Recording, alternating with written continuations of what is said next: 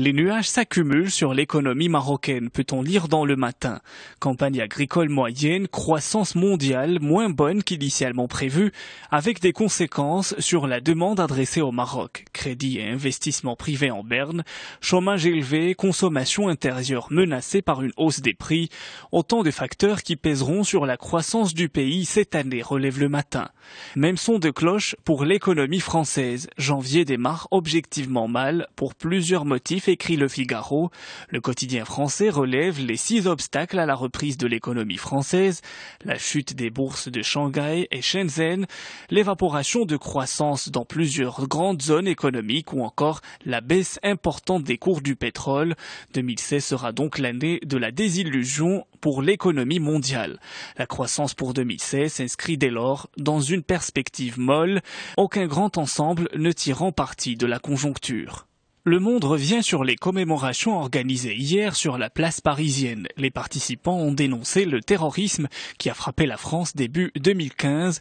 Depuis les attentats de janvier et plus encore après ceux du 13 novembre, la place parisienne est devenue un lieu de pèlerinage, écrit Le Monde. La statue de Marianne est devenue un mausolée, un lieu de culte œcuménique à ciel ouvert, poursuit Le Quotidien. Courrier international profite de l'anniversaire des attentats contre Charlie Hebdo pour faire un état des lieux de la liberté d'expression dans le monde. Un an après l'attaque contre les dessinateurs de l'hebdomadaire satirique, des voix s'élèvent pour fixer des limites à la liberté d'expression. Un comble, écrit Courrier international, alors que dans le reste du monde, du Caire à Istanbul en passant par Belgrade et Bucarest ou Copenhague, la liberté d'expression recule, mise à mal par de nouvelles lois, la violence, mais aussi les progrès de la technologie. Retour au monde, le quotidien français s'intéresse à l'islam dans les manuels scolaires. Selon 2 chercheurs, cette religion est trop souvent associée à l'islamisme.